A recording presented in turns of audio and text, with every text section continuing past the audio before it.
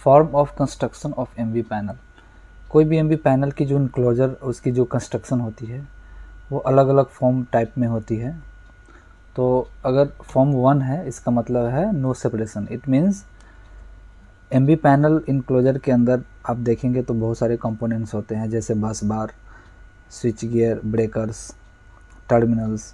Panel के अंदर जितने भी कंपोनेंट्स है उसके बीच में कोई भी सेपरेशन या इंसुलेशन नहीं है, तो फॉर्म 1 है।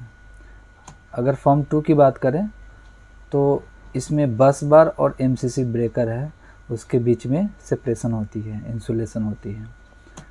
अगर फॉर्म 3 है इसका मतलब है कि बस बार, एमसीसी और दूसरे भी एमसीसी है, जैसे एक एमसीबी दूसरे एमसीबी के बीच का जो सेपरेशन है या इंसुलेशन है वो होती है। नेक्स्ट है हमारा फॉर्म 4। इसमें आपको जितने भी आउटगोइंग टर्मिनल मिलेंगे या फिर जितने भी ब्रेकर्स हैं या फिर जितने भी बस बार हैं वो सारे एक दूसरे से सेपरेट होते हैं, इंसुलेटेड रहते हैं। तो उससे क्या होता है कि हमें ज़्यादा प्रोटेक्शन मिलती है। तो अगर कोई भी पैनल फॉर्म 4 टाइप है तो इसका मतलब है कि each and every component have some separation. Okay, हमारा नेक्स्ट क्वेश्चन है minimum AC requirement of MV switch room. कोई भी एमवी पैनल रूम है तो उसके अंदर एसी की क्या रिक्वायरमेंट होती है।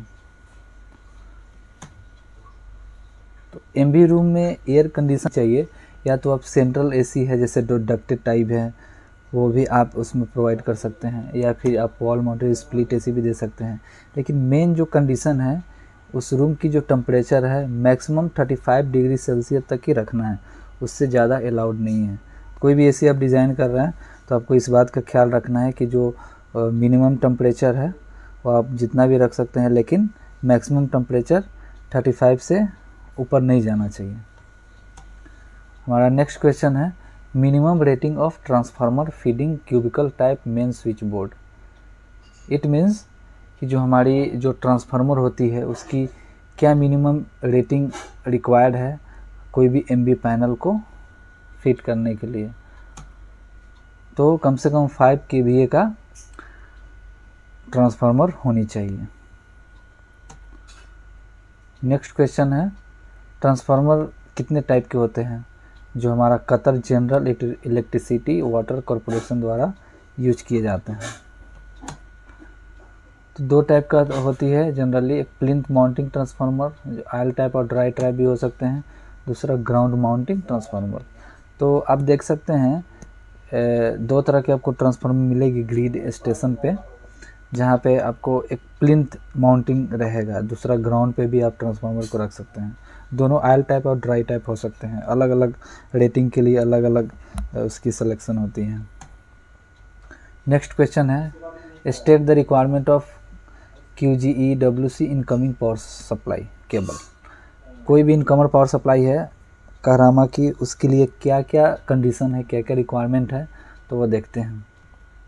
तो फर्स्ट रिक्वायरमेंट है कि जो हमारी इनकमर सप्लाई केबल है वो ट्रेंच में होना चाहिए, और वो जो ट्रेंच है जो कहरामा ग्रिड स्टेशन से लेकर जो हमारा एमवी पैनल तक आएगी उसके बीच में कोई दूसरा केबल नहीं होना चाहिए, कोई कस्टमर की केबल नहीं होनी चाहिए। सिर्फ उसमें हो तो सिर्फ कहरामा की केबल ही अलाउड है, और जो कस्टमर की केबल है वो बिल्कुल अलग होना चाहिए, दूसरे ट्रेंच में होना चाहिए।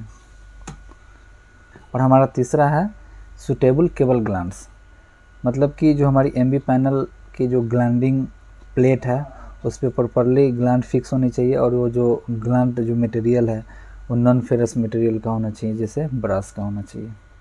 तो ये आपको याद कर लेना है। फोर्थ पॉइंट है कि कोई भी एमवी पैनल अगर डायरेक्ट सप्लाई हो रही है कहरामा ट्रांसफार्मर से, सेकेंडरी कहरामा ट्रांसफार्मर से, तो उसका जो मैक्सिमम लेंथ है आपको केबल 10 मीटर तक ही आप ले सकते हैं, उसके अंदर में ही आपको एमवी पैनल फिक्स करना है।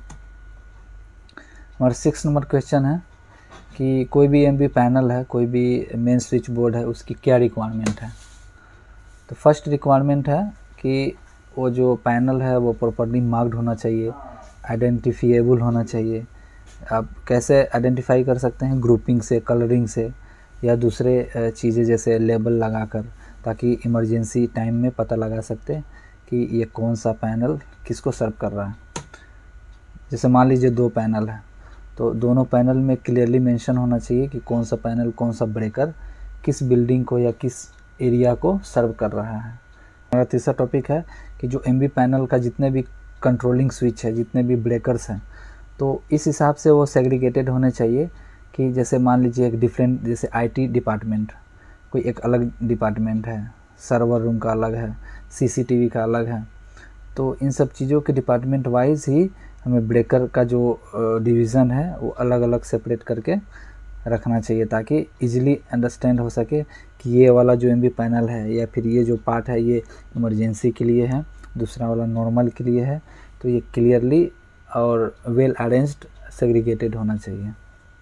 फोर्थ पॉइंट है कि जो एयर सर्किट ब्रेकर है वो विथड्रॉवल टाइप का होना चाहिए, और वो सिर्फ जो है इनकमिंग केबल जहाँ पे कनेक्शन हो रही है उसकी, वहाँ पे ये इंस्टॉल होना चाहिए। और सेकेंड पॉइंट है कि जितने भी आउटगोइंग ब्रेकर्स हैं उसके डबल होने चाहिए उसका मेन इनकमर के लिए 44 किलो एम्पियर फॉर 3 सेकेंड होना चाहिए, और उसमें प्रोवाइड होना चाहिए 30 VDC shunt trip coil in case of generator main switch।